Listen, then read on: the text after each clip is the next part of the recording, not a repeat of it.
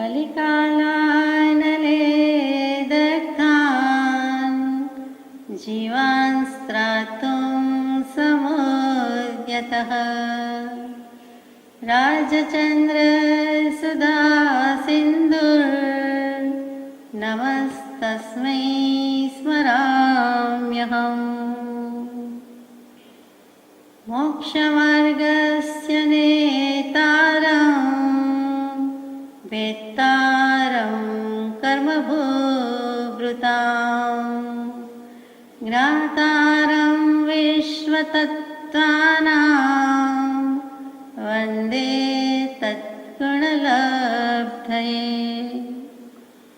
जिनाय कुणन्ताणं सवंपि मोक्षकारणं सुन्दरपि सबुद्धिये सौवभावणिबन्धनम्।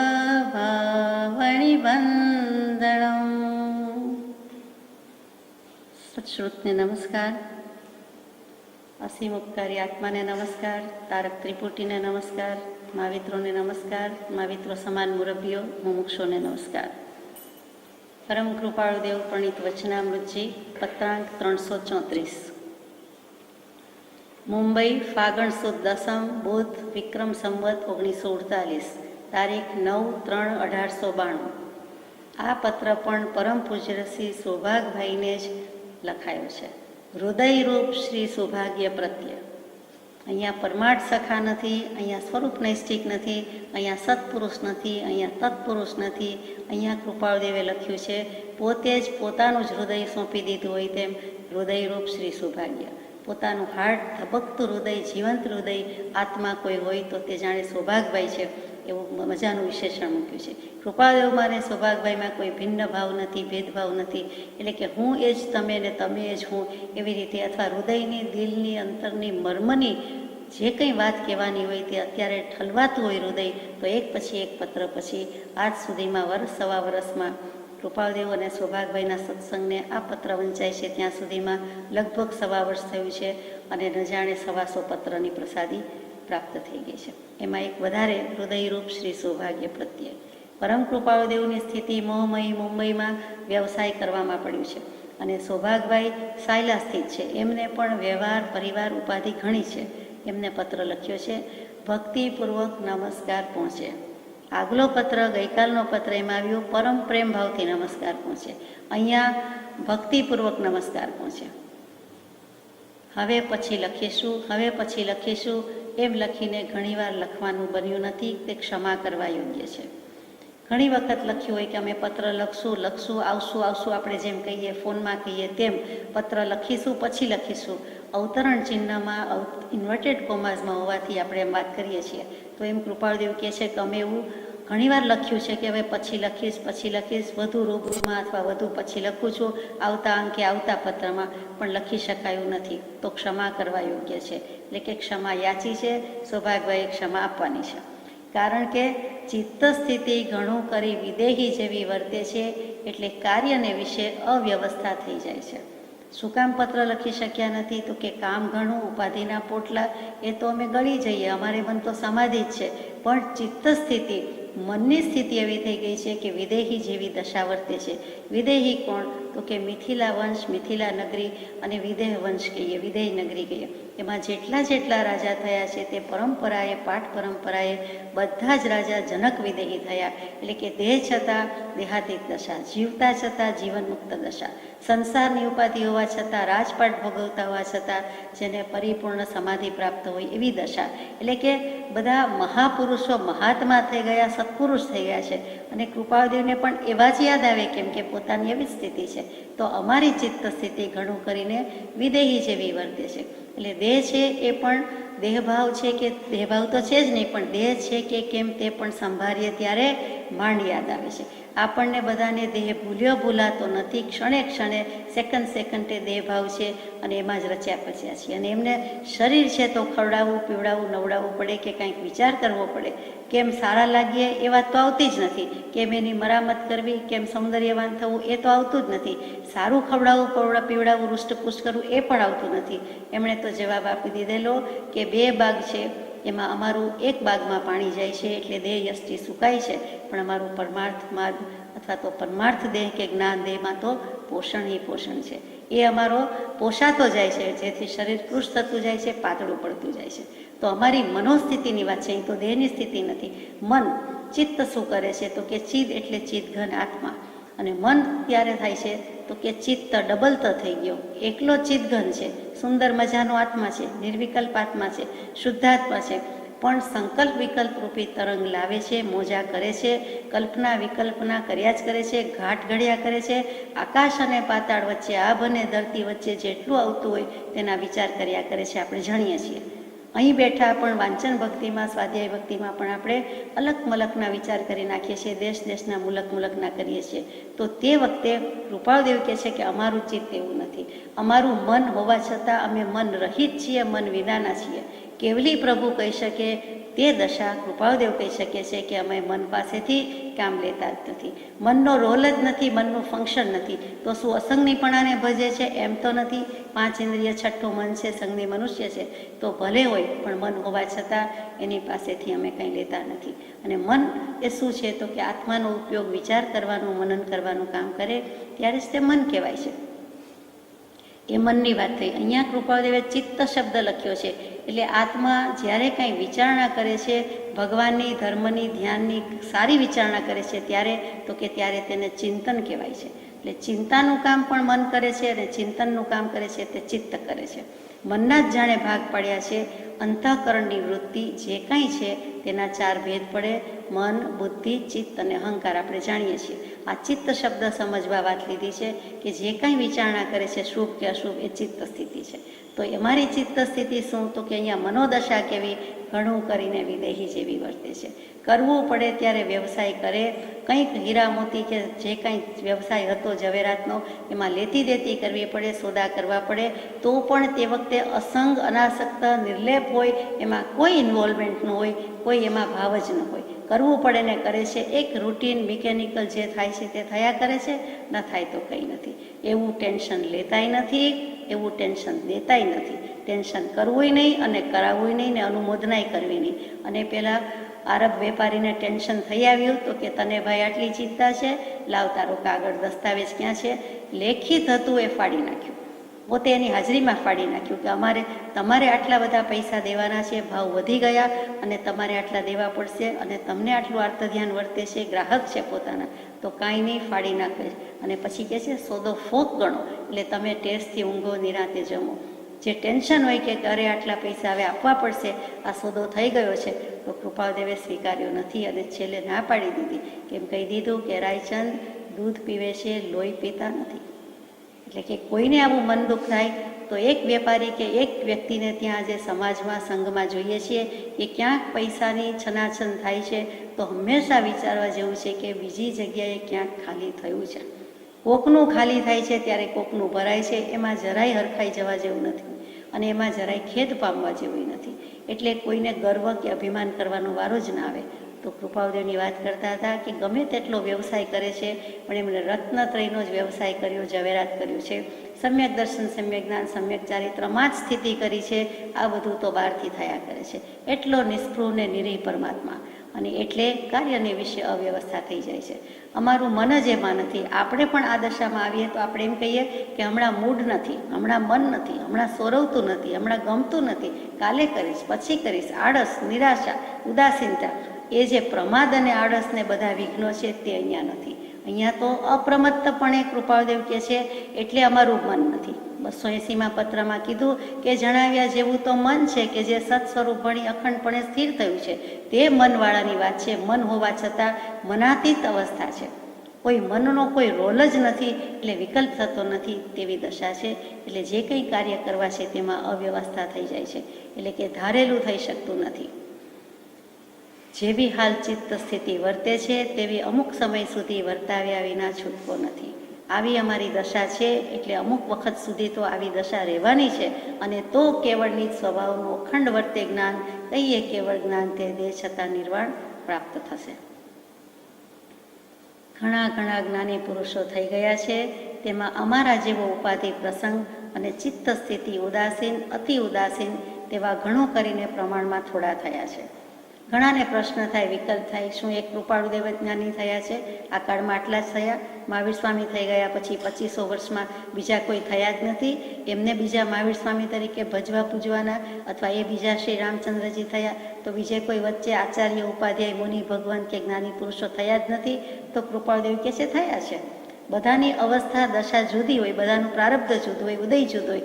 ઘણા ઘણા જ્ઞાની પુરુષો થઈ ગયા છે. એમણે તો અનંતકાળની વાત લઈ લીધી છે, એમાં ઘણા થઈ ગયા. પણ અમારા જેવો ઉપાદેય પ્રસંગ, કૃપાળુદેવ જેવો ઉપાદેય પ્રસંગ અને ચિત્ત સ્થિતિ આટલી ઉદાસીન, અતિ ઉદાસીન, પરમ ઉદાસીન, એવું તો ઘણા કરીને પ્રમાણમાં થોડા જ થયા છે. શ્રી કૃષ્ણજી પરમાત્મા તો શ્રી કૃષ્ણ પરમાત્મા થયા, ભાવિ તીર્થંકર દેવ થવાના છે એની ના નથી. અને શ્રીમદ ભાગવતમાં જે રીતે શ્રી કૃષ્ણની દશા છે, જે ચરિત્ર છે, એ રીતે તો ચોક્કસ પરમાત્મા હતા. જીનાગમથી લ્યો તો પણ ક્ષાયિક સંકિતના ધણી અને પાછા ભાવિ તીર્થંકર દેવ, 12મા અમમ નામના તીર્થંકર દેવ થવાના છે. તો પરમાત્મા છે, ભૂત પ્રજ્ઞાપનીય નહીં હોય અને ભાવિ પ્રજ્ઞાપનીય નહીં હોય. તો ભવિષ્યની અપેક્ષાએ આપણે એમાં પરમાત્મા તીર્થંકર કહીએ તો ખોટું નથી. એવી જ રીતે ક્ષાયિક સમ્યક દર્શન હોવાથી જ્ઞાની પરમાત્મા કહીએ તો શ્રી કૃષ્ણ ભગવાન કહીએ તો ખોટું નથી. પણ તેવી રીતે અહીંયા પણ કેવું છે કે તે જેમ ગૃહસ્થાશ્રમમાં હતા, જે લોકો ઓળખે છે શ્રી કૃષ્ણજીને વાસુદેવ તરીકે, એ જુદા ઓળખે છે, તો કે એ રીતે ગૃહાશ્રમમાં હતા તો પણ આવી યોગ દશા, મુક્ત દશા, મોક્ષે જવાય તેવી દશા સાધી શક્યા. તો અમે એવા તો નથી, અમે એવા જ છીએ એક રીતે કે ગૃહાશ્રમમાં છીએ તો પણ અમે મોક્ષ દશા, યોગ દશાને સાધી લીધી છે. જેવી શ્રી કૃષ્ણ પરમાત્માને ઉપાધિ, આફત હતી, દુઃખ હતું, સંકટ હતું, કઠણાઈ હતી, કૃપાળુદેવને ઓછી કઠણાઈ નથી. અને એવી કઠણાઈ હોવા છતાં એમ કે છે કે અમે તો અમારું સાધીએ છીએ અને અમારું આગળ કામ ધપાવીએ છીએ. અમારા જેવો ઉપાધિ યોગ અને ચિત્ત સ્થિતિ ઘણા બધા ઓછા જ્ઞાનીને આવું આવ્યું છે. એટલે કે વૈરાગ્ય હોય, સર્વસંગ પરિત્યાગ કરે, દીક્ષા લે, સંયમના રસ્તે હોય અને પછી મોક્ષે જાય તો એટલી આશ્ચર્યકારક વસ્તુ નથી. પરંતુ ઘરમાં રહીને, જેને ઘરમાં અને વનમાં કોઈ ભેદ સંભવતો નથી, કોઈ ખેદ સંભવતો નથી, અને ઉપાધિમાં પણ સમાધિ જ છે, નામ કહેવા માટે ઉપાધિ છે, પણ લિખિત જે પુરુષ સમાધિ કરે છે એની શું વાત કરવી? એ સમાધિસ્થ હતા, સમાધિ દશા થઈ, પરમ ગુરુની પરમ સમાધિ, તો પછી એ સમાધિમાં જ હતા. એમને અંશે તો સદાય સહજ સમાધિ જ રહેતી હતી, એવી દશા કરી મૂકી છે. અને તેઓ શ્રી સંયમ સમય સમયે અનંત ગુણ વિશિષ્ટ આત્મભાવ વર્તતો હોય એવા સંયમના એક પછી એક સોપાન શ્રેણી સર કરતા જાય છે. તેવા પુરુષની આપણે વાત કરીએ છીએ, તેવા પરમ પુરુષની વાત કરીએ છીએ. ઉપાધિ પ્રસંગને લીધે આત્મા સંબંધી જે વિચાર તે અખંડપણે થઈ શકતો નથી અથવા ગૌણપણે થયા કરે છે. અમે તો આત્મવિચારમાં જ છીએ. જો મન જ્યારે ઉપયોગમાં છે ક્યારે છે તો કે વિચાર કરે છે, વિકલ્પ કરે છે, ત્યારે જ આત્માનો ઉપયોગ મન કહેવાય છે. આત્માનો ઉપયોગ આત્મામાં છે, પણ જ્યારે આવું કંઈ વિચારના ધ્યાન કરે છે ત્યારે ચિંતનામાં શું કહે છે તો કે અખંડપણે થતું નથી. અમારે કરવું છે તો આત્મવિચાર અખંડ, કેવળ નિજ સ્વભાવનું અખંડ વર્તે જ્ઞાન તો કેવળ જ્ઞાન થઈ જાય, પણ અખંડપણે ટકાવી શક્યા નથી અથવા ગૌણપણે થયા કરે છે. કેમ કે વચ્ચે વચ્ચે વ્યવસાય, વ્યવહાર, પરિવાર વચ્ચે આડું આવી જાય છે. અહીંયા મુંબઈની મોહમયી સ્થિતિમાં નિર્મોહીપણે જે પુરુષ વિચરી રહ્યા છે તેઓ શીરકી રહ્યા છે. તેમ થવાથી ઘણો કાળ પ્રપંચ વિશે રહેવું પડે છે, અને તેમાં તો અત્યંત ઉદાસ પરિણામ થઈ ગયેલ હોવાથી ક્ષણવાર પણ ચિત્ત ટકી શકતું નથી. અમે આવો અખંડપણે વિચાર કરી શકતા નથી, એટલે ઘણો કાળ પ્રપંચ વિશે રહેવું પડશે. પ્રપંચ શું તો કે માયા કપટ એવો અર્થ નથી. અહીંયા પ્રવત્તા પંચ એટલે 5 ઇન્દ્રિયના વિષયો, એમાં પ્રવર્તવું પડે છે. કાયા, જીભ, નાક, આંખ અને કાન, અને કોઈને કોઈ કારણે આ બધું કરવું પડે છે. એટલે એમાં અમારા ઉદાસ પરિણામ થઈ ગયા છે. છતાં પરિણામ તો ઉદાસ પણ જ છે. ક્ષણવાર પણ ચિત્ત ટકી શકતું નથી, જેથી જ્ઞાનીઓ સર્વસંગ પરિત્યાગ કરી અપ્રતિબદ્ધપણે વિચરે છે. એટલા માટે જ જ્ઞાની પુરુષો દેહ ત્યાગ કરવાની બદલે સંસાર ત્યાગ કરે છે, દેહ ભાવનો ત્યાગ કરે છે, અને પછી સંસાર નભાવે જાય છે. સંસારમાં રહેતા રહેતા નભાવે છે, નિર્વાહે છે તો મોક્ષ ભાવને, મુક્ત ભાવને. કહેવાય કે સંસારમાં છે, સંસાર એમનાથી ભાગતો જાય છે, પૂંઠ દઈને ચાલ્યો જાય છે, પોતાને સંસાર છોડવો પડતો નથી. આવા જ્ઞાની પુરુષ પાસે સંસાર ટકી શકતો નથી, કેમ કે સંસારને ગમતું નથી કે આ તો વૈરાગી, મહાવૈરાગી, ઉદાસીન, પરમ ઉદાસીન, તો અહીંયા આપણું કામ નથી, એટલે સંસાર ભાગી ગયો. અને છતાં જ્ઞાની પુરુષો દ્રવ્યથી, ક્ષેત્રથી, કાળથી, ભાવથી અપ્રતિબદ્ધપણે વિચરી શકે માટે સર્વસંગ પરિત્યાગ કરે છે. તીર્થંકર દેવો જન્મજાત 3 અવધિ જ્ઞાન, મતિશ્રુત ને અવધિ 3 જ્ઞાનના ધણી લઈને જન્મ્યા હોય છે. તેમ છતાં તે જ ભવે મોક્ષે જવાના છે, તીર્થ પ્રવર્તાવાના છે, પણ સર્વસંગ પરિત્યાગ કરે છે, દીક્ષા લે છે, સંયમના પંથે પ્રસ્થાન કરે છે. શું એમને વૈરાગ્ય નહોતો? એ વૈરાગ્ય ભાવે ને ઉદાસીન ભાવે સંસારમાં રહી શક્યા હતા અને રહી શક્યા છે. તેમ છતાં આખરે બધું છોડીને ચાલી નીકળે છે અને સંયમનો પંથ ગ્રહણ કરે છે. કૃપાળદેવને પણ એમ જ થાય છે, માતુશ્રી આજ્ઞા આપતા નથી, એટલે તબિયત સારી નથી, તો હવે આજ્ઞા પછી આપીશું અને દરમિયાનમાં તો પછી દેહ ત્યાગ થઈ ગયો, સમાધિ થઈ ગઈ, નિર્વાણ થઈ ગયું. તો કે છે સર્વસંગ પરિત્યાગ, ત્યાગની મહત્તા તો એમણે પણ ગાય છે. પણ બાહ્ય ત્યાગ એ અંતરત્યાગ, એ બેમાં અંતરત્યાગ ચડે. અંતરત્યાગ હોય, આત્મજ્ઞાન થાય, સમ્યક દર્શન થાય, પછી ત્યાગના પંથે વધુ પ્રગતિ કરવા માટે, ગુણસ્થાનકની કે આત્માની એક પછી એક શ્રેણી સર કરવા માટે દીક્ષા છે. દિશાનું ભાન હોય કે કઈ દિશામાં જવું છે, મોક્ષની દશા, મોક્ષના રસ્તાની ખબર હોય, દિશાનું ભાન હોય, સમ્યક દશાનું ભાન હોય, પછી દીક્ષા કહી છે. ઊંધું નથી. અત્યારે આપણને ઊંધું દેખાય કે વૈરાગ્ય આવે માટે, એમ નહીં. વૈરાગ્ય હોય, આત્મજ્ઞાન હોય, સેલ્ફ રિયલાઇઝ સોલ હોય, એનલાઇટન પર્સન હોય, અને પછી એમ થાય કે વધુ કલ્યાણ થઈ શકે, વધુ સમય મળે, વધુ નિવૃત્તિ મળે, એટલા માટે દીક્ષા કહી છે. પણ અત્યારે સાંપ્રત સમયમાં આપણને થોડું ઊંધું ચિત્ર જોવા મળે છે. તો સર્વસંગ શબ્દ કોને કીધો? કે સર્વસંગ શબ્દનો લક્ષ્યાર્થ તો એવો છે કે આત્મધ્યાન મુખ્યપણે કે અખંડપણે કે બોધ ન રખાવી શકે એવા સંગ, અને એવા સંગનો ત્યાગ તે સર્વસંગ પરિત્યાગ. આપણને અખંડપણે આત્મબોધ રહી શકતો હોય તો પહાડની ગુફામાં કે ઘરને ગુફા ગણીને એમાં પણ રહી શકાય, કલ્યાણ કરી શકાય. અખંડપણે આત્મધ્યાન નથી રહેતું, બોધ નથી રહેતો, એટલે આપણે નિવૃત્તિ સ્થાનક, નિવૃત્તિ આશ્રમ, અગર તો સર્વસંગ પરિત્યાગ કે પહાડ ગુફામાં જવાનું પસંદ કરીએ છીએ, કે ડુંગરની તળેટી પસંદ કરીએ છીએ.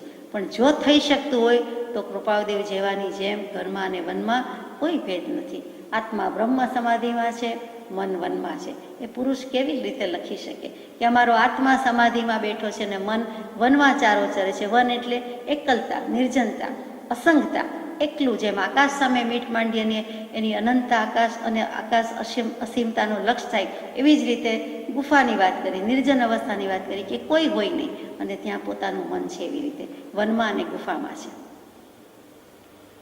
આપણને એમ થાય કૃપાળદેવ આ વર્ષે આ દિવસે મુંબઈની ઝવેરી બજારમાં ફલાણી દુકાનની પેઢી પર એક ઢાળિયું લઈને બેઠા છે, જાણે વહીવટ કરે છે, કારભાર કરે છે. કેમ કે આપણને લક્ષ્ય કે દૃષ્ટિ બાહ્ય છે, પણ કૃપાળદેવને પોતાને તો બાહ્ય ત્યાગ, અંતરત્યાગ બધું આવી ગયું છે. એટલે અંતરત્યાગથી આ લખાયેલા વચનો છે. અંતરત્યાગની મહત્તા વધારે છે.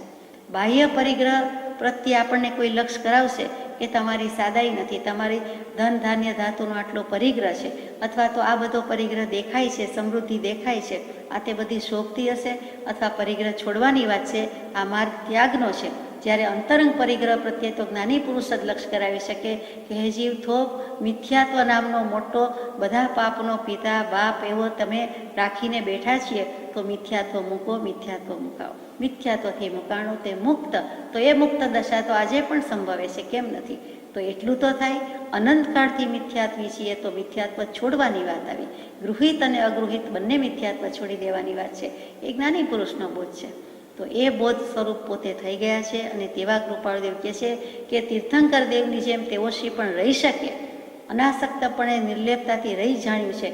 તેમ છતાં ધોરી માર્ગ, ફ્રીવે કે હાઈવે તે જ છે કે તે સંયમના માર્ગે પ્રસ્થાન કરવું. અને એ ભરત ચક્રવર્તી જેવા હોય કે તીર્થંકર દેવ હોય, એ પણ છેલ્લે તો રાજપાટ છોડીને ચાલી નીકળ્યા છે. તો કૃપાળદેવને પણ એમ તો થાય જ કે ક્યારે હું તે પ્રમાણે કરી શકું. પણ ગચ્છ મત સંપ્રદાયથી પર રહીને હું આત્મામાં છું એ ભૂલશો નહીં. એ ભાવ એમણે વહાવ્યો છે અને નિર્વાયો છે. એ પોતે એમાં રહ્યા એટલે ટકી શક્યા અને બીજાને ટકાવી શકે છે.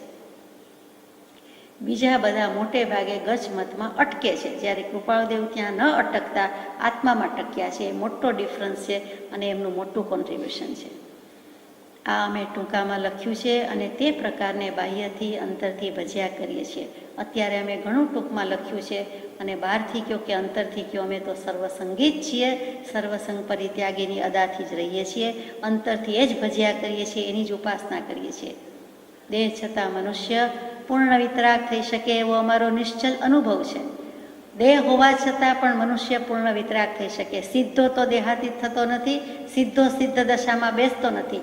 સીધો થાય ત્યારે થાય છે, સરળતા હોય છે ત્યારે થાય છે, નિના નહીં, પણ ડાયરેક્ટલી ત્યાં બેસી શકાતું નથી. તો પહેલાં તો છેલ્લો ભવ, મોક્ષ ગયા પહેલાં છેલ્લાનો ચરમ ભવ જે કહીએ છીએ તે તો નરદેહ હોવો જોઈએ, નારી દેહ હોવો જોઈએ કે મનુષ્ય ભવ હોવો જોઈએ, તો માનવ ભવ હોવો જોઈએ. તો કૃપાળુને છે કે દેહ ભલે ને હોય, દેહ હોવા છતાં મનુષ્ય જ પૂર્ણ વિતરાગ થાય છે. મનુષ્ય જ મનુષ્ય મટીને ઈશ્વર થાય છે, પરમેશ્વર થાય છે.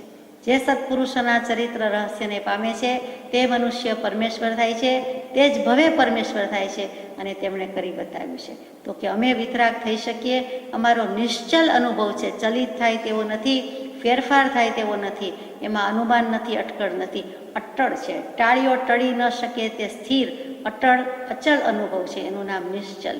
કોઈ રીતે પવનથી કે કોઈ ઝંઝાવાતથી ગમે તે તોફાન આવે, હવે સ્વરૂપ છે તેમાં ફેરફાર થવાનો નથી. જે સ્વરૂપ છે તે અન્યથા થતું નથી. એ છેલ્લા પત્રોમાં પણ શીખ આપી છે. અને એ જ પ્રભુ લખી જાય છે કે અમારો આત્મા આમ જ કહે છે, નિશ્ચલ અનુભવ છે. કારણ કે અમે પણ નિશ્ચય તે જ સ્થિતિ પામવાના છીએ. કેટલી ખુમારી છે આત્મ અનુભવની. આ ક્ષાયિક સમ્યક દર્શન પછીનો પત્ર છે, એટલે શુદ્ધ ક્ષાયિક સમ્યક દર્શન છે. ખુમારી અખંડપણે પ્રવહે છે. માત્ર અખંડ જ્ઞાન થઈ જાય એટલે કે 48 મિનિટ સુધી કહો તો તેમ એ કેવળની જ સ્વભાવની પ્રાપ્તિ છે. એક પછી એક ક્ષણી સર કરતા જાય છે, પણ જે કેવળ જ્ઞાન થવું જોઈએ તે બાકી છે. પણ અમે કહે છે તે જ સ્થિતિ પામવાના છીએ. આપણે પણ એમનું ગાયેલું કહેલું ગાઈએ છીએ, પ્રભુ આજ્ઞાએ થાશું તે જ સ્વરૂપ જો. ન શું થાય? ન થાય તો પુરુષાર્થ કોણ કરે? વહેતું પાણી જ હોય ને વહેતા પાણી જ નિર્મળ હોય તો પછી બધું થાય. નહીંતર તો પાણી ખોવાઈ જાય કે સડી જાય. તો આ કાળમાં અનુભવનો અભાવ નથી, કોઈ કાળમાં અનુભવનો અભાવ નથી, આત્માનુભવનો અભાવ નથી.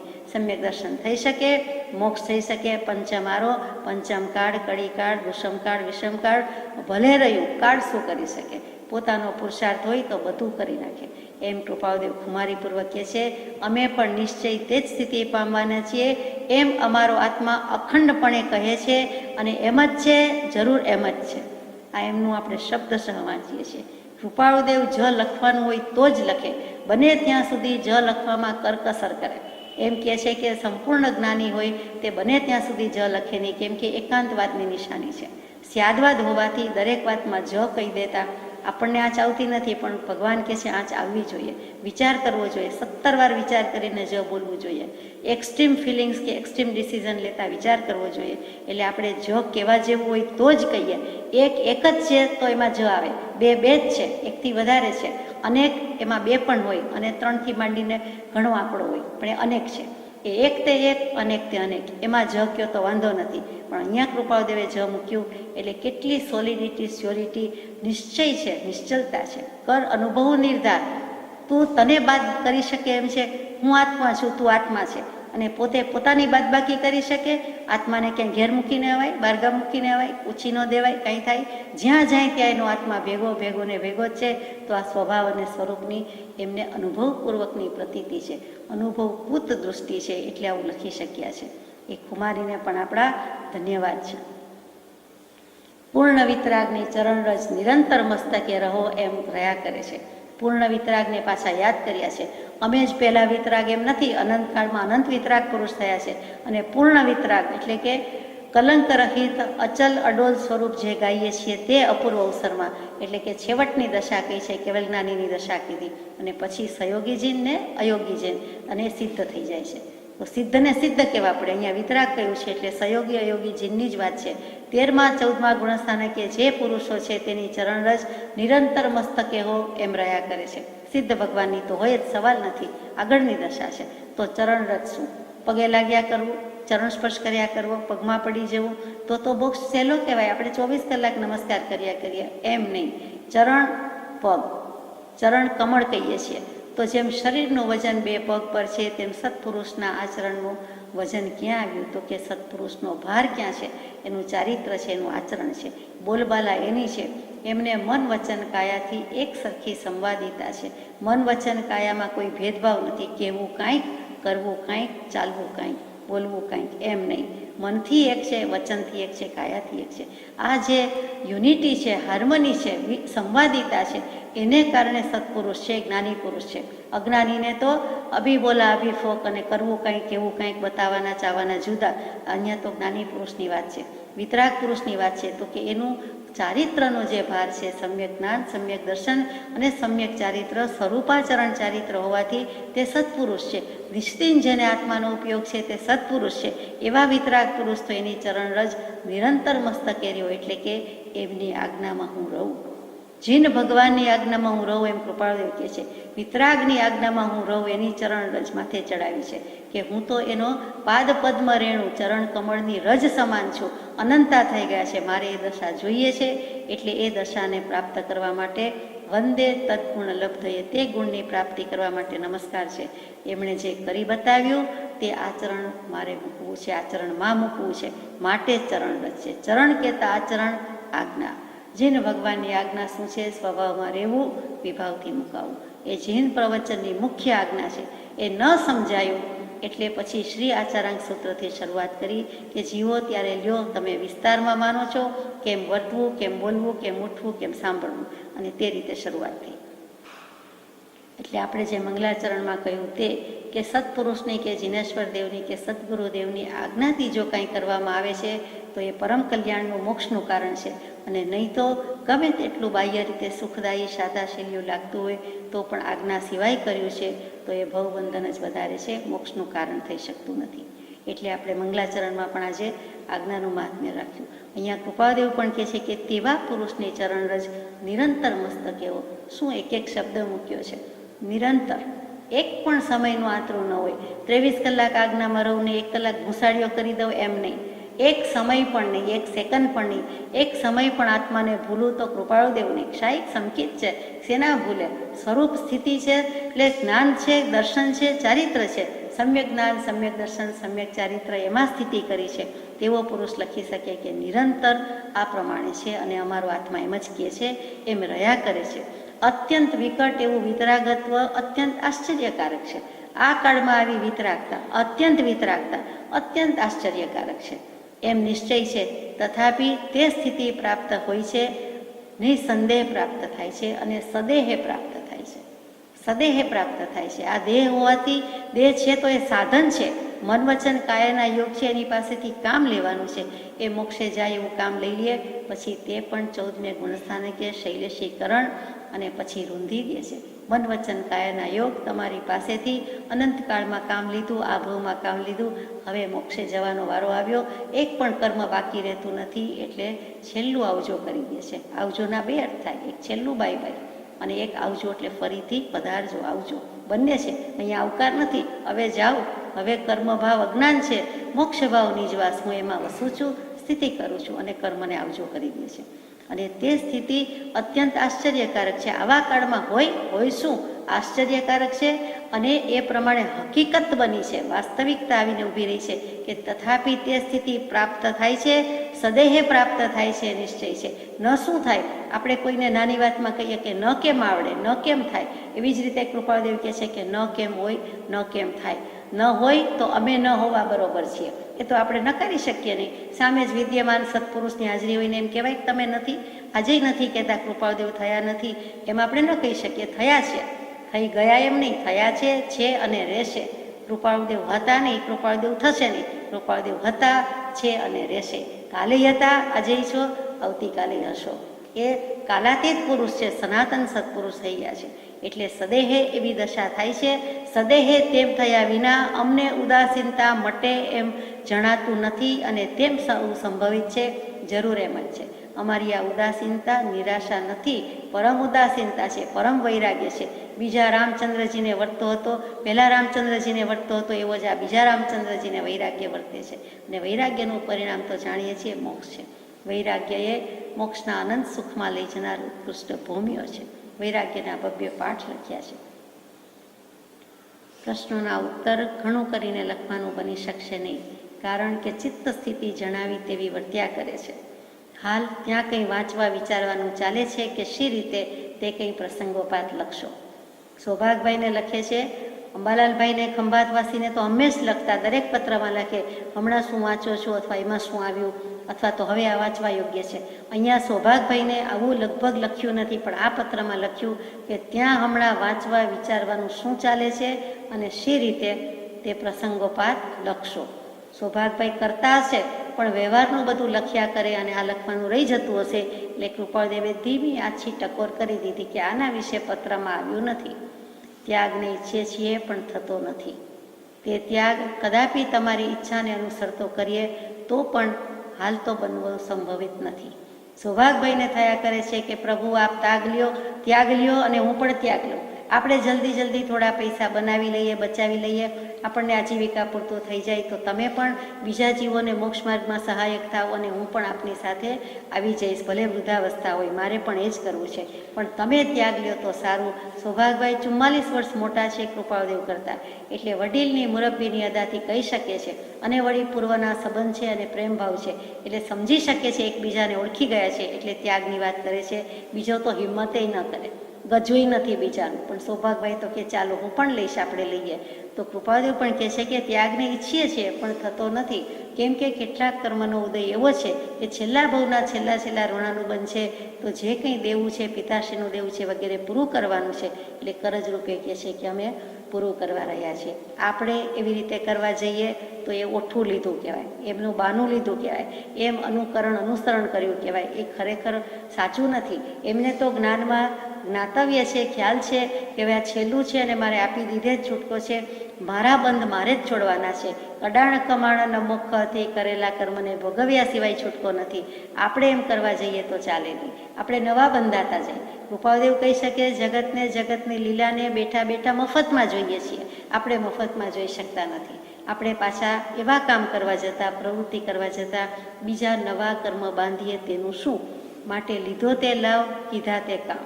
હાથમાં દાવ આવ્યો છે તો એકેય ફરજ પૂરી કરીને આવ્યા નથી, તો આ ભવે પણ બીજી બધી ભવમાં જે કંઈ ફરજ છે એ પૂરી કરી શકવાના નથી. અનાસક્ત ભાવે જેટલું થાય તેટલું પણ વધારે પથારા તો પાથરવાની ના જ છે. ગઈકાલના પત્રમાં આરંભ પરિગ્રહ વિશે કૃપાળદેવે કહેવામાં કોઈ બાકી રાખ્યું નથી, ઝાટકણી કાઢી છે. પણ ન જાણે કેમ મોટે ભાગે જન્મે જૈન કે કર્મે જૈન કે ધર્મે જૈન, અને હવે તો બધા જ મોટા ભાગના જે જૈન કહીએ છીએ, મુમુક્ષુ કહીએ છીએ, તે બધાને પરિગ્રહના પથારામાં પારાવાર રસ છે. જે નથી કરવાનું એમાં જ વધારે રસ છે. ભગવાન તો કે આજીવિકા જેટલું હોય તો વધારે રડવાની જરૂર નથી. આજીવિકાની વ્યાખ્યા અને અર્થ આપણે બદલી નાખ્યા. જેમ જેમ ફુગાવો ભાવ વધારો થતો જાય તેમ આપણી તૃષ્ણા આશા પણ વધતી જાય. તો ક્યાંક તો કરવું જ પડશે, ક્યાંક તો વિરામ લેવો જ પડશે, ફૂલ સ્ટોપ મૂકવું જ પડશે. એકબીજાની પાછળ બીજો ત્રીજાની પાછળ દોડે, પણ એમાં તો કોઈ દિવસ આરો આવતો નથી. કૃપાળુદેવની ત્યાગની વ્યાખ્યા પણ જોરદાર છે. માત્ર દીક્ષા સંયમ નથી, આત્મ પરિણામનો અન્ય પદાર્થથી તાદાત્મ્ય અધ્યાસ નિવર્તવો તેને શ્રીજીન ત્યાગ કહે છે. આત્મ પરિણામનો અન્ય પદાર્થથી તાદાત્મ્ય અધ્યાસ નિવર્તવો. આપણે કોઈ વ્યક્તિ, વસ્તુ, વાત કાંઈ પણ જોઈએ છીએ, તરત જ તે મય થઈ જઈએ છીએ, અથવા તો તેના મય થઈએ, તેમાં લયલીન થઈ જાય, તેમાં મશગુલ થઈ જઈએ. જાણે આત્મા ભૂલી જ ગયા, ભગવાન ભૂલી ગયા અને તેના મય થઈ ગયા, તો તે વખતે આત્મા ક્યાં ગયો છે? તો ત્યાં જ. પણ ભાવ જતો રહ્યો બીજે, તો ત્યાં ત્યાગ નથી, ગ્રહણ છે, અત્યાગ છે. આપણે વસ્તુ, ભાવ ગ્રહણ કરી લીધા, પર દ્રવ્ય, પર ભાવ આપણામાં થઈ ગયા, તો આપણે તેનામય થઈ ગયા. વસ્તુ તો જુદી જ છે, ચેતન જડ ન થાય, જડ ચેતન ન થાય, પણ ભાવથી જડ જેવો થઈ ગયો, તો એ કરવા જેવું નથી. અને એવું ન કરે તો ત્યાગ છે. આત્માના પરિણામ, આત્મ પરિણામ મારીએ, આત્મા મારીએ, અથવા તો બીજા પદાર્થમાં ન જાય, તાદાત્મ્ય અધ્યાસ આ તદ આત્મવત થઈ જાય છે, આઈડેન્ટિટી સાધી લે છે. એટલું બધું અભેદભાવ થઈ જાય, એવો મય થઈ જાય, એવો મગ્ન થઈ જાય, તો એ કરવા યોગ્ય નથી. જો ન કરે તો જ્યાં બેઠો હોય ત્યાં તેને ત્યાગ સ્વરૂપ છે. ગમે તેવા ઉપાધિના પ્રસંગમાં હોય કે લગ્ન પ્રસંગમાં બેઠો હોય તો પણ તેને તે સમયે ત્યાગ અને ત્યાગ છે. અભિન્ન બોધમયના પ્રણામ પહોંચે, એ પણ આ એક પત્રમાં જ આવું લખ્યું છે. અભિન્ન બોધમય, કૃપાળુદેવ અને બોધ, સદબોધ, વિતરાગનો બોધ, જે કયો તે કોઈ ભેદભાવ નથી. લિખિતંગ પત્રોમાં સમાધિ પણ લખે છે કે પોતે ને સમાધિ જુદા નથી, પોતાનું બીજું નામ જ સમાધિ, એમ પણ લખ્યું. એવી રીતે અહીંયા લિખિતંગમાં અભિન્ન બોધમય, મારાથી, મારા આત્માથી બોધ ભિન્ન નથી. હું જ બોધ સ્વરૂપ છું એમ કૃપાદેવે પ્રણામ લખી દીધા, જાતે લખી દીધા, સ્વકલમે લખ્યું, શ્રી મુખે કહેવાયું. એટલે આપણને જરૂર લાગે કે દશા છે, માટે વંદન છે, ધન્યવાદ છે. આપણા અનુમાનથી કહેતા નથી, કૃપાળદેવે લખ્યું છે અને આપણે એ દશા સ્વીકારીએ છીએ, શિરોમાન્ય કરીએ છીએ, પ્રણામ કરીએ છીએ. પત્રાંક 335, મુંબઈ, ફાગણ સુદ દસમ, બુધ, વિક્રમ સંવત 1948, તારીખ 9/3/1892. લગભગ એ જ તારીખ, એ જ મિતિ છે અને એ જ વ્યક્તિ છે, એ જ પરમ પૂજ્ય શ્રી સૌભાગભાઈને પત્ર લખાય છે. ઉદાસ પરિણામ આત્માને ભજ્યા કરે છે, નિરૂપાયતાનો ઉપાય કાળ છે. પૂજ્ય શ્રી સૌભાગભાઈ, સમજવા વિશેની જે વિગત લખી છે તે ખરી છે. એ વાતો જ્યાં સુધી જીવના સમજવામાં આવતી નથી ત્યાં સુધી યથાર્થ ઉદાસીન પરિણતિ પણ થવી કઠણ લાગે છે. કૃપાળદેવ સૌભાગભાઈ વચ્ચેના પત્ર વ્યવહારમાં સમજવું શું, સમાવવું શું, સમજ કોને કહેવાય, સમજણ એટલે શું, તમે શું માનો છો, શબ્દ સમજણ, પણ સમજવામાં જ છે. સમજ કરી સારહી ગયા અનંતા મોક્ષ. નથી સમજ્યા, સ્વરૂપ નથી સમજ્યા, જે સ્વરૂપ સમજ્યા વિના પામ્યો દુઃખ અનંત. પણ સમજાવ્યું તે પદ નમું શ્રી સદગુરુ ભગવાન. કૃપાળુદેવે સમજાવ્યું, સદગુરુદેવે સમજાવ્યું, અનન્ય શરણ સમજાવ્યું. પણ આ જીવ આપણે સમજે તો થાય, સમજાવવાથી સમજાતું નથી. જીવ પોતે સમજે તો સમજાય. તો એવી બધી પત્ર વ્યવહારમાં ચાલતું હતું. તો કૃપાળદેવ જવાબ આપે છે કે હે સૌભાગભાઈ, તમે સમજવા વિશેની જે વિગત લખી તે ખરી છે, સાચી છે, ખરખરીઓ છે, બધું ખરેખર સાચું છે. એ વાતો જ્યાં સુધી જીવના સમજવામાં આવતી નથી, એટલે કોઈ પણ જીવ બીજા જીવ, ત્યાં સુધી એને યથાર્થ ઉદાસીન પરિણતિ પણ થવી કઠણ છે. યથાર્થ આત્મા જેમ છે તેમ, અર્થમ અનતિક્રમ્ય ઇતિ યથાર્થ, વાસ્તવિક પરિણતિ હકીકતમાં, એકચ્યુઅલી, રિયલી, અને ઉદાસીન પરિણતિ એટલે રિયલી રિયલ, સાવ સાચું, સાચે સાચું. તો કે આત્મા જ એક સાચો છે, સાચને ન આવે આંચ. આત્મા જ સત છે, દેહ સત નથી. દેહ તો જળ છે, પૂતગલનું પડીગું, રાખનું પડીગું, અને અગ્નિ સંસ્કાર કરી નાખે, અંત્યેષ્ટિ સંસ્કાર કરી નાખે, ગમે તેવો દેહ હોય, ગમે તેનો દેહ હોય. તો અહીંયા તો આત્માની વાત છે. યથાર્થ ઉદાસીન પરિણતિ પણ થવી કઠણ લાગે છે. જો સમજાય, આ જીવ સમજે તો સહજમાં મોક્ષ છે, નહીં તો અનંત ઉપાય પણ નથી. એ જ વાત અહીંયા લખી દીધી છે કે જીવ સમજે, સ્વરૂપ સમજે તો અમારી દશા પણ સમજે કે જ્ઞાની પરમાત્માની કેવી દશા છે, અંતરચર્યા કેવી છે, કેવી ગહન છે, કેવી ઉદાસીન છે. તો પછી સમજે તો થાય, સમજે નહીં તો થાય જ ક્યાંથી? સમજે તો આવડે, કરે તો આવડે, ન કરે તો ક્યાંથી આવડે, ન સમજે તો ક્યાંથી થાય? સત્પુરુષ કેમ ઓળખવામાં આવતા નથી, એ વગેરે પ્રશ્નો ઉત્તર સહિત લખી મોકલવાનો વિચાર તો થાય છે, પણ લખવામાં ચિત્ત જોઈએ તેવું રહેતું નથી, અને વળી અલ્પકાળ રહે છે, એટલે ધારેલું લખી શકાતું નથી. કૃપાળદેવે સૌભાગભાઈને પૂછેલું કે સત્પુરુષ કેમ જીવ ઓળખી શકતો નથી? એટલે કૃપાળદેવને સૌભાગભાઈ જવાબ પણ આપ્યો આગલા પત્રમાં કે જીવ નિરપક્ષ થઈને સત્સંગ કરે તો સત જણાય, અને પક્ષપાત રહિત કરે તો. પહેલેથી જ પક્ષપાત કે પૂર્વગ્રહનું પડીકું હોય તો ન આવડે. જેમ આપણે વ્યવહારમાં કહીએ છીએ કે પહેલેથી જ નથી આવડતું, નથી ગમતું, મારે નથી કરવું, તો પછી રોતા રોતા આવે, મરતા મરતા જાય તે મુવાના સમાચાર લઈને આવે. એવું અહીંયા થાય કે પહેલેથી જ નથી આવડતું, નથી કરવું, નથી શીખવું, નથી, મન ન ગમે, મન ન ફાવે, તો ચાલતું હશે. એમ જ ભગવાન કહે છે કે પહેલેથી જ પક્ષપાત કે પૂર્વગ્રહ રાખ્યો હોય, મને સત્સંગ ન ગમે, મન ન આવડે, મન ન ગમે, મન ન સમજાય, માર નથી સાંભળવું, માર નથી વાંચવું, માર નથી કરવું, તો ક્યાંથી થાય? તો કે એ પક્ષપાત રહિત થવું પડે, એટલે કે ચોખ્ખો થઈને આવવું પડે, ચોખ્ખું રહે. કોઈ મનમાં એવા સારા માઠા ભાવ ન રાખે, સંકલ્પ વિકલ્પ ન રાખે, તો સત જણાય અને પરિણામે દશા થાય. અને અમારી દશા એટલા માટે આવી હોવા છતાં ચિત્ત લખી શકે એમ નથી, એટલે આત્માને ઉપયોગ દેવો પડે છે. આમ આ બાજુથી પત્ર શરૂ કર્યો હોય, પહેલી લીટી, અહીંયા લીટી પૂરી થાય એટલે જે પછી અંગૂઠાને, હાથને, કલમને આમ આવવું પડે પાના ઉપર, ડાબેથી જમણે, જમણેથી ડાબે, એમાં પણ આંખની પાપણ પાસેથી રેતી ઉપડાવવા જેવું કામ લાગે છે અને કરી શકતા નથી. એટલે એટલું અઘરું છે. આપણે પાપણ પાસેથી રેતી તો શું કાંઈ ઉપડાવી શકીએ એમ નહીં. તો કૃપાળદેવ કે એટલું વિકટ અમને પણ લાગે છે, એટલે અમે ધારેલું લખી શકતા નથી. આત્માને ઉદાસ પરિણામ અત્યંત ભજ્યા કરે છે.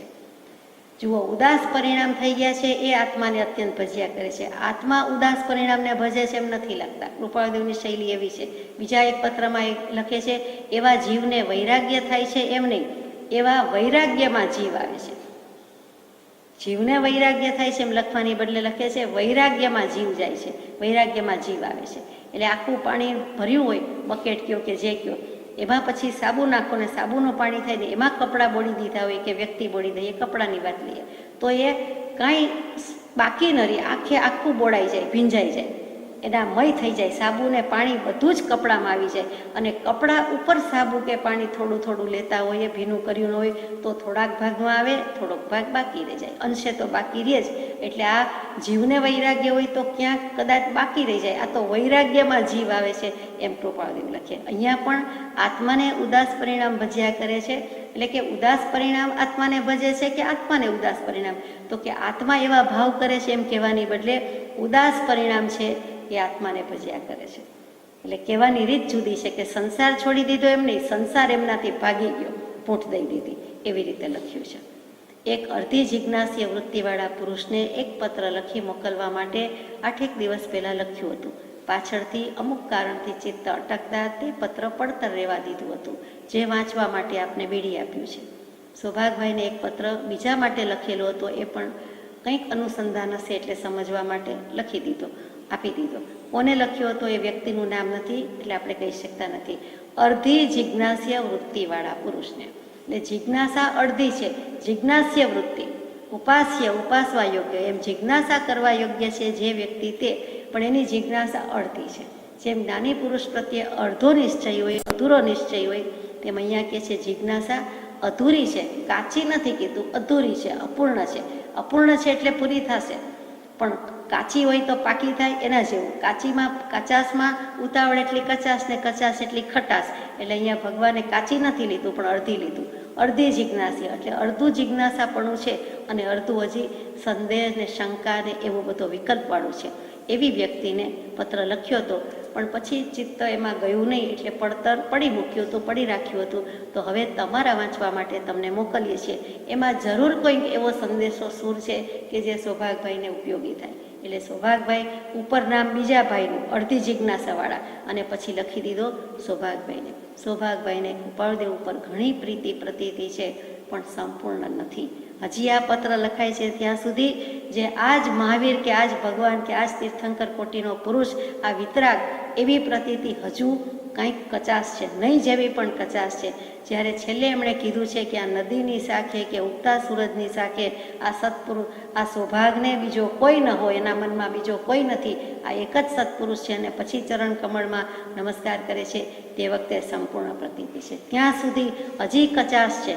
કચાશ એટલે આપણે એમનો દોષ નથી કાઢતા, પણ કૃપાળુદેવનું જ્ઞાન કેવું છે કે સૌભાગભાઈની નાડે નાડ ને રગે રગ ઓળખે પરખે છે. અને આત્મપ્રદેશમાં ક્યાં કંઈક હજુ ઓછું છે, જેમ 99%, 99.5%, 99.5થી પણ વધારે, અને પછી 100માં 1 કંઈક ઓછું હોય તો પણ આપણે કહી શકીએ કે 100 તો નથી જ, 100માં જરાક તો બાકી છે, એમ જરાક બાકી છે, એટલે આવું લખ્યું છે. ઇન અધર વર્ડ્સ, બીજી રીતે કહું તો સૌભાગભાઈને તે વ્યક્તિ પરનો પત્ર બેડવાનું કારણ પ્રયોજન પણ આવું કંઈક હોય એમ સમજાય છે. આપણે નિશ્ચયાત્મક રીતે પાકું ન કહી શકીએ, આપણે પણ કૃપાળુદેવને ખોળે બેસીને બાળકની અદાથી એમ જ કહીએ કે આવું કંઈક હશે, અમે સમજવા માટે કહીએ છીએ. આપણને સમજવા માટે જ છે કે આપણો તો કૃપાળુદેવ પ્રત્યેનો નિશ્ચય અધૂરો નથી, આપણને તો અધૂરી શ્રદ્ધા નથી, અપૂરતી નથી. એ સૌભાગભાઈ કે બીજી વ્યક્તિના નામે એટલું જ લાગુ પડે છે. પછી આગળ કહે છે, જે વાસ્તવ્ય જ્ઞાનીને ઓળખે છે તે ધ્યાનાદિને ઈચ્છે નહીં એવો અમારો અંતરંગ અભિપ્રાય વર્તે છે. જે વાસ્તવિકપણે હકીકતમાં ખરેખર વસ્તુ શું, તો કે ચીજ વસ્તુ નહીં, એ સિવાય વસ્તુ આત્મા વસ્તુ છે. તું જેમાં વસેલો છે તે આત્મા, તું વસ્તુ, તું દ્રવ્ય, તું જ બધું છે તેવો આત્મા છે.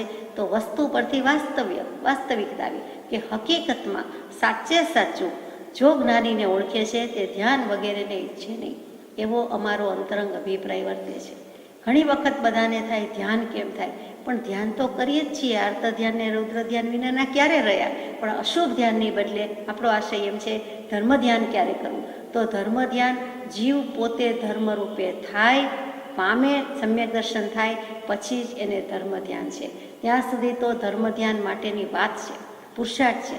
સાચું સામાયિક આવે, સમ્યક દર્શન આવે ત્યારે, બાકી ત્યાં સુધી સામાયિક ન કરવું એમ નહીં, પણ સામાયિક પ્રતિક્રમણ વગેરે આવશ્યક છે, અનુષ્ઠાન છે, ક્રિયા છે, તે ભાવમાં જવા માટેની ક્રિયા છે, પ્રવૃત્તિ છે, અનુષ્ઠાન છે, પુરુષાર્થ છે. પણ હકીકતે સમતા સામાયિક તો સમ્યક દર્શન આવે પછી કઈ છે, એટલે તે વખતે કહેવાય. સમ્યક દર્શન વખતે સમભાવ સામાયિક છે, બાકી સામાયિક વ્રત કહેવાય, સામાયિક ક્રિયા કહેવાય, આવશ્યક કહેવાય, ના નથી. પણ ખરેખર ધ્યાન તો પછી જ થાય છે જો ધર્મ સ્વરૂપે થાય. આત્મા જ્યારે ધર્મી થાય એટલે કે જ્ઞાન થઈને પરિણામે સમ્યક દર્શન થાય પછીનું ધ્યાન જ સાચું ધ્યાન છે, પછી જ આત્મધ્યાન છે. આત્મજ્ઞાન વિના આત્મધ્યાન સંભવી શકે નહીં. ત્યાં સુધી જે બધા ધ્યાન કરે છે તે ધ્યાનમાં સ્થિરતા થવા માટે ધ્યાન કરવા માટેની ક્રિયા છે, પ્રવૃત્તિ છે, પુરુષાર્થ છે. કે જીવ હંમેશા બીજી ક્રિયામાં વ્યસ્ત હોય છે, બિઝી હોય છે, તો આવી કોઈક એકાંત અસંગની પળ શોધે તો જ એમ કહેવાય કે હું સામાયિક કરું છું, ધ્યાન કરું છું, પ્રતિક્રમણ કરું છું, વાંચું છું, માળા કરું છું. તો એને નિવૃત્તિ મળે, નહીં તો મળી શકે નહીં. માટે કરવા યોગ્ય છે. પરંતુ ખરેખર જ્ઞાનીને ઓળખે, જો કૃપાળદેવને ઓળખ્યા, વિતરાગને ઓળખ્યા, એ કંઈ ધ્યાન વગેરેની ઈચ્છા કરે નહીં. ધ્યાન કેમ થાય એમ ન થાય, સમાધિ કેમ થાય એમ ન થાય, પણ એમ થાય મારે કૃપાળદેવ જેવી દશા કેમ થાય, અથવા મને સમ્યક દર્શન કેમ થાય, એની ઈચ્છા કરી શકે. કે આ મિથ્યાત્વ નથી જોઈતું, મોટું માથું છે, મિથ્યાત્વની પાઘડી અનંતકાળથી પહેરી છે, ઓઢી છે અને લઈને ફરું છું, એ મારું ઓસિરાવી દેવું છે, એમ જરૂર કરે. પણ હું એવો ધ્યાન થઈ જાઉં, ધ્યાની થઈ જાઉં, એમ તો ઈચ્છે નહીં. માત્ર જ્ઞાનીને ઈચ્છે છે, ઓળખે છે અને ભજે છે, તે જ તેવો થાય છે. અને તે ઉત્તમ મોક્ષો જાણવું યોગ્ય છે. એટલે ધ્યાનની ઈચ્છા કરવા કરતાં મન શાંત કેમ થાય, શું કરું તો સમ્યક દર્શન થાય, એ આપણને અભિપ્રેત હોવું જોઈએ. પહેલી પૂર્વ શરત એ છે. સીધા 100 માર્ક્સ આવે તો 100 માર્ક્સ જોઈએ છે બરાબર, પણ પહેલાં એડમિશન તો લેવું પડે કે નહીં? ક્યાંય પણ જઈએ તો પ્રવેશપત્ર, અરજી એ તો કરવી પડે કે નહીં? આજ્ઞા ભક્તિ લઈએ તે અરજી છે. કૃપાળદેવ સાથે નાતો જોડ્યા બરોબર છે કે ચાલો હું ભગવાનનું કીધેલું કરીશ, એમનો મંત્ર કરીશ, વગેરે વગેરે જે કંઈ બોધ છે તે પાડીશ. પણ પછી સામે ત્યાગ માગ્યો હોય કે 7 અભક્ષ 7 વ્યસનનો ત્યાગ, તો એ પણ કરવા યોગ્ય છે. અને પછી એમ કહેવાય કે હવે જ્ઞાની પુરુષનું ઓળખાણ. ચિત્રપટજી કે પ્રતિમાજીને જોતા જે ઓળખાણ થાય છે તે ઓળખાણ નથી. આપણે એમ કહીએ હું ઓળખું છું ને, આ કૃપાળદેવ છે, આ પ્રભુશ્રીજી છે, આ બ્રહ્મચારીજી છે, એને તે ઓળખાણ કહેવાય? વ્યવહારથી બોલાય, પણ ઓળખાણ ઊંડી ખાણ છે. ઊંડા પડીએ, ખાણમાં જઈએ અને વસ્તુ લાવીએ પાછા, તો જ કહેવાય કે મને ઓળખાણ પડી. કે એમણે શું કર્યું એવું કે આ દશાને પામ્યા, તે કરીએ તો સાચા, નહીં તો ઉપરથી ભજ્યા કહેવાય. એટલે વાસ્તવિકપણે જો જ્ઞાનીને ઓળખે, ઈચ્છે, ભજે, તે જ તેવો થઈ શકે છે અને તે જ ઉત્તમ મોક્ષ જાણવા યોગ્ય છે. ઉદાસ પરિણામ આત્માને ભજ્યા કરે છે. ટાઇટલમાં લખ્યું, વચ્ચે લખ્યું, છેલ્લે પણ લખ્યું. અહીંયા આ પત્રમાં મંગલાચરણ કયો તો ઉદાસ પરિણામ જ છે. આદ્ય મંગલાચરણ, મધ્યમ મંગલાચરણ, અંતિમ મંગલાચરણ એક જ. કે ચિત્ત કેવું થઈ ગયું છે? ઉદાસ છે. ઉદાસ એટલે નિરાશા નથી. ઉદ્વત્તાસ, ઊંચા આસને બેઠા છે. જગતવાસી જીવો જે ભાવમાં છે, દેહભાવ, સંસાર ભાવ, વિભાવ, એનાથી અમે ઊંચે છીએ, અધ્ધર છીએ, પૃથ્વીને સ્પર્શ કરતા નથી. તીર્થંકર દેવ એમ કે 4 ફૂટ 4 મેં ઊંચા ચાલે. ઊંચા જ છે તો ઊંચા ચાલે. આપણે ચમત્કારની રીતે કહીએ કે ઊંચા કેવી રીતે ચાલતા હશે, અધ્ધર કેમ ચાલતા હશે? પણ પરમ ઉદાસીન છે, પરમ વૈરાગી છે, એટલે પૃથ્વીથી અધ્ધર જ છે. આપણે જેમ આસન રાખીએ છીએ તો અધ્ધર છે નહીં, પણ એમ કહીએ ને કે કંઈક પૃથ્વી ઉપર, ધરતી ઉપર આસન પાથરીને બેઠા, તો એ પાથરેલું છે, એ સ્પર્શીને રહેલું છે, છતાં એક રીતે અધ્ધર છે કે એનાથી જરાક ડિસ્ટન્સ રાખ્યું વચ્ચે ઊંચા. કે સીધી સાદી ધરતી પરની પણ નાનું સરખું પણ આસન પાથરીને બેઠા. તો આ તો પૂર્ણ વિતરાગ પુરુષ હોય, તીર્થંકર હોય, તીર્થંકર કોટીના કૃપાળદેવ હોય, વિતરાગ પુરુષ હોય, તો એ તો અધ્ધર જ હોય ને, ઉદ્ધાર કરવા નીકળ્યા છે. તો એ પોતે બીજા બધા ભાવથી અધ્ધર છે, એવી ઉદાસીનતા છે. એવા ઉદાસ પરિણામ આત્માને ભજ્યા કરે છે. ઉદાસીનતાનો જ્યાં વાસ, સકળ દુઃખનો ત્યાં છે નાશ. રાગ દ્વેષ જાય છે ત્યારે જ આવી ઉદાસીનતા આવે છે. આવી ઉદાસીનતા થાય છે ત્યારે જ રાગ દ્વેષ આવે છે. પહેલાં તો જળથી ઉદાસી, તેને આત્મવૃત્તિ થાય છે. જગતના અનિત્ય પદાર્થથી, જળ પદાર્થથી ઉદાસ થાય છે. ઉદાસહમ, પછી હું નીકળી જાય દાસહમ, હવે હું સત્પુરુષ જ્ઞાનીનો દાસ છું, તીર્થંકર દેવની ચરણરજ નિરંતર મસ્તકે રહો, એવું દાસત્વ આવે છે. પછી દાય નીકળી જાય છે કે હું જ તે જ હું, તે ભાવ છે, તે જ હું, સહઅહમ. એટલે ઉદાસહમ, સહઅહમ, દાસહમ, અને છેલ્લે અહમ એવો અહમ થઈ જાય કે હું જ આત્મા, કોઈ વિશેષણ નહીં, હું એકમાત્ર આત્મા. તે દશા આપણે પણ કરવાની છે. ચિત્તની સ્થિતિમાં જો વિશેષપણે લખાશે તો લખીશ. જો મારા મન મારા કીધામાં હશે, માનશે, તો વધારે લખી શકીશ તો લખીશ. નમસ્કાર પહોંચે. અહીંયા આ પત્ર પણ સૌભાગભાઈને લખ્યો છે. મુરબ્બી છે એટલે પોતે નમસ્કાર કર્યા છે. પૂરો થાય છે. પત્રાંક 336, તારીખ 9/3/1892, મુંબઈ, ફાગણ સુદ 11 બુધવાર, વિક્રમ સંવત 1948. આ ઉપરી એ દસમ અને બુધવાર ધન્ય છે કે પત્રો લખાયા છે. એક જ તિથિ મિતિના પત્રો છે. પાત્ર બદલાય છે. આ 336મો પત્ર પૂજ્ય કુંવરજીભાઈ મગનલાલભાઈ કલ્લોલવાસી છે તેમને લખ્યો છે. પૂજ્ય જુઠાભાઈનો દેહ ત્યાગ થઈ ગયો છે. જુઠાભાઈના પત્નીશ્રી એટલે તે ઉગરીબેન અને ઉગરીબેનના ભાઈ એ કુંવરજીભાઈ એટલે કલ્લોલ, એટલે કે જુઠાભાઈના શાળાશ્રી અને તેમને પણ કૃપાદેવ પ્રત્યે પ્રતીતિ આવી છે, શરૂઆત છે, તેમને પત્ર લખ્યો છે. અત્રે ભાવ સમાધિ છે. બસ પોતાની દશા કહી દીધી. આટલા ઉપાધિના ભીડામાં છે. ઉપાધિના ઇન્જેક્શન વણજોઈતા કે અણજોઈતા, વણખપના, તેમ છતાં પૂર્વકૃત છે એટલે આવે છે, સ્વીકારતા જાય છે, લેવા પડે છે. એવી ભીડમાં ને ઉપાધિમાં કે છે અમને અત્ર ભાવ સમાધિ છે. આ સ્થળે આ સમયે, અત્ર એટલે આ સ્થળે, અત્ર એટલે આ સમયે ભાવ સમાધિ છે. ભાવ સમાધિ શું? એકલું સમાધિ તો આત્મ પરિણામની સ્વસ્થતાને શ્રી તીર્થંકર સમાધિ કહે છે. ભાવ સમાધિ એટલે આપણને તરત યાદ આવે કે દ્રવ્યથી અને ભાવથી. તો દ્રવ્યથી સ્થૂળ દૃષ્ટિએ પદ્માસન કે જૈન મુદ્રામાં નથી બેઠા, વેપારીની અદાથી બેઠા છીએ. વેશ નિર્ગ્રંથનો નથી, વેશ તો વણિક વેપારીનો જ છે, પણ દશા નિર્ગ્રંથની છે, વિતરાગતાની છે. એટલે ભાવથી ભાવ મુનિ છીએ, ભાવથી સમાધિમાં છીએ. ભલે દ્રવ્યથી સ્થૂળ દૃષ્ટિએ તો જેમ કરીએ છીએ તેમ છે, બધી ક્રિયા કરીએ છીએ, બધી પ્રવૃત્તિ કરીએ છીએ, અમારી ચેષ્ટા જુદી છે, પણ ભાવ તો કે ભાવ અમારું સ્વાતંત્ર્ય છે. ભાવ સ્વાતંત્ર્ય છે, મુક્તિ સ્વાતંત્ર્ય છે, અને ભાવ સ્વતંત્રતા દરેકને છે. આપણને પણ કોઈ બે જીવ ગમે તેટલા ઝઘડા કરતા હોય કે મન દુઃખ થતા હોય, આપણે ભાવ ન બગાડવા હોય તો ન જ બગાડીએ. આપણે આપણા ભાવ ઉપર સ્વતંત્ર છીએ. બહારથી ગમે તે કરતા હોય, મનના પરિણામ શાંત રાખવા કે અશાંત રાખવા, સ્થિર રાખવા કે નહીં, એ આપણા હાથની વાત છે. તો કહે છે કે ભાવથી તો અમને સમાધિ જ છે. દ્રવ્યથી ભલે ઉપાધિ હોય, ભાવથી સમાધિ. સમાધિ કહેતા અહીંયા બીજું કાંઈ નથી, આત્માની સ્થિરતા, આત્માની સ્વસ્થતા છે. એટલે સ્વસ્થ શું છે? સ્વ એટલે પોતે, આત્મા એટલે પોતે, સ્થા એટલે ઊભું રહેવું. પોતે પોતાનામાં ઊભો રહે છે, પોતે પોતાનામાં ટક્યો છે, બીજામાં ટકતો નથી. બીજેથી અટકે છે એટલે પોતાનામાં ટકે છે.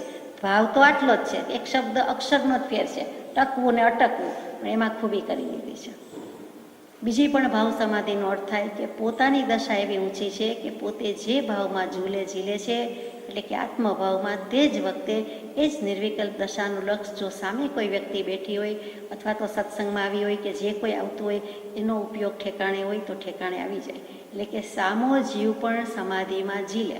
પોતાના નિર્વિકલ્પ ઉપયોગનો લક્ષ્ય સામા જીવને પણ જો થઈ જાય, સ્પર્શી જાય, તો સામો જીવ પણ એ વખતે ભાવ સમાધિમાં આવી જાય. જેમ આપણે કહીએ કે પ્રભુશ્રીજીએ કેવી ભક્તિ કરી કરાવી કે પીંછી મારી, મોર પીંછી આમ હાથમાં લઈને આમ કર્યું તો બધા જીવને ત્યાં સમાધિ થઈ ગઈ. તો શું મૂર્છા આવી ગઈ? એટલે સમાધિને મૂર્છા એટલે શું? જાદુ મંતર છું મંતર હોય? ચમત્કાર થોડો છે, પણ ચમત્કાર આત્માનો જ છે. કોઈને પોતાના પૂર્વભવનું સ્મરણ થઈ જાય એટલે કે બેભાન થઈ જાય, બેશુદ્ધિ, મૂર્છા એ રીતે. ચક્કર આવ્યા ને પડી જાય, હિસ્ટીરિયા ફીટ આવે, વાય આવે એમ નહીં, પણ આવી દશા થઈ જાય, ટ્રાન્સમાં મુકાઈ જાય એમ.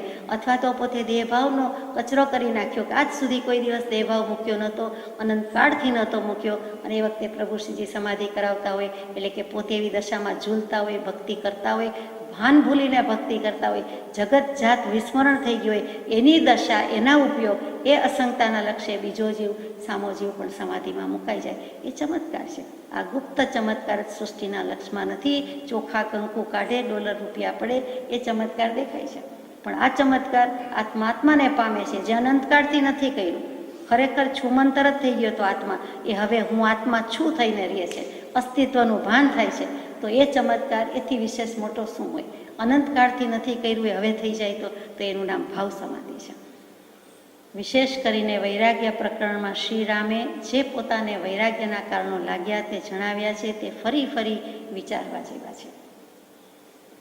ખંભાત પત્ર પ્રસંગ રાખવો, તેમના તરફથી પત્ર આવવામાં ઢીલ થતી હોય તો આગ્રહથી લખશો એટલે ઢીલ ઓછી કરશે. પરસ્પર કંઈ પૃચ્છા કરવાનું સૂઝે તો પણ તેમને લખશો. અહીંયા પત્ર પૂરો થાય છે. પોતાની દશા લખી દીધી, પછી કુંવરજીભાઈએ શું કરવા યોગ્ય છે એ ધીમેકથી મૂકી દીધું કે ખાસ કરીને વૈરાગ્ય પ્રકરણમાં, હવે વૈરાગ્ય પ્રકરણ શું? તો કે રામાયણ તો આપ બધા વધારે જાણો છો, મારા કરતાં વધારે સારી રીતે ખબર છે કે ઘણાએ તો રામાયણની કે સંપૂર્ણ રામાયણની મૂવી જોઈ હશે, સિરિયલ જોઈ હશે, મને તો ખબર નથી. એટલે રામાયણ આપ જાણો છો. બીજી રામાયણ પણ આપણે જાણીએ છીએ. જેટલા વર્ષે આપણે મોટા એટલા વર્ષે આપણે હોળી દિવાળી વધુ જોઈ કહેવાય. એટલે બધી રામાયણ વધારે જોઈ સાંભળી કહેવાય. એથી વધારે રામાયણ તો કે આત્મરામની જ રામાયણ છે. જે છે તે આત્મરામ એનું રામાયણ પારાયણ છે. તો કે આત્મરામ કહીએ જ છીએ એ રામાયણ છે. અને અહીંયા મહારામાયણની વાત છે કે યોગ વાસિષ્ઠ મહારામાયણ છે, જેમાં રામચંદ્રજીને વૈરાગ્ય વર્તો હતો અને વસિષ્ઠ મુનિએ ઉપદેશ આપ્યો છે અને પછી બધું જ આવે છે ચરિત્ર ચિત્રણ. તેનું નામ યોગ વાસિષ્ઠ મહારામાયણ, કે જે મોક્ષે લઈ જાય એટલે યોગ લખ્યું કે વસિષ્ઠજીનો બોધ એવો કે રામચંદ્રજીને મોક્ષે લઈ ગયા. રામચંદ્રજી તે જ ભવ્ય મોક્ષે ગયા. એટલે આપણા માટે પણ રામ ભગવાન હનુમાન ભગવાન જ છે. હનુમાનજી પણ તે જ ભવ્ય મોક્ષે ગયા છે. એટલે પવન પુત્ર અંજના પુત્ર કહીએ છીએ તે હનુમાનજી મોક્ષે જ ગયા છે. એટલે તે સ્વરૂપે આપણે ભજીએ તો કાંઈ વાંધો નથી. તો તે રામ અને હનુમાનની વાત, એટલે કે જે બધી રામાયણમાં વાત આવે છે તે, તો એ વૈરાગ્ય પ્રકરણમાં રામચંદ્રજીને પોતાને વૈરાગ્યના કારણો કયા લાગ્યા છે તે જણાવ્યા છે. તે ફરી ફરી વિચારવા જેવા છે. હું શું તમને કહું, કૃપાળુદેવ કહે છે, એ રામચંદ્રજી થઈ ગયા દશરથ નંદન સીતાપતિ. એ રામચંદ્રજીનો વૈરાગ્ય એમણે જે મુખ્ય વર્ણવ્યો છે તે જ વાંચો ને તે જ વિચારો ને. એટલે મારે કાંઈ કહેવાનું નથી, તમે એમાંથી ફરી ફરી વિચારજો. યોગ વાસિષ્ઠ મહારામાયણ, એમાં પૂર્વાર્ધ અને ઉત્તરાર્ધ. એમાં ઉત્તરાર્ધના 6 પ્રકરણ. તે 6 પ્રકરણમાં પહેલું વૈરાગ્ય પ્રકરણ, બીજું મુમુક્ષુ પ્રકરણ, ત્રીજું ઉત્પત્તિ પ્રકરણ, ચોથું સ્થિતિ પ્રકરણ, પાંચમું ઉપશમ પ્રકરણ અને છઠ્ઠું નિર્વાણ પ્રકરણ. છેક સુધીનો માર્ગ મૂક્યો છે. અહીંયા શરૂઆત કરાવી છે પહેલા પ્રકરણથી, વૈરાગ્ય પ્રકરણથી. કુંવરજીભાઈને એમ થાય છે કે ઉગરીબેનને આ દશા આવી ગઈ, મારી બેન સંસારીપણું છે. કૃપાળદેવનું ઓળખાણ થયું તે મહદભાગી ભાગ્યશાળીની, પણ જૂઠાભાઈનો વિયોગ થયો અને આ ભર જુવાનીમાં 14મે વર્ષે લગ્ન હોય કે 20મે વર્ષે જતા રહીએ. શું સગાઈ, શું લગ્ન અને શું જૂઠાભાઈ સાથેનો સહવાસ.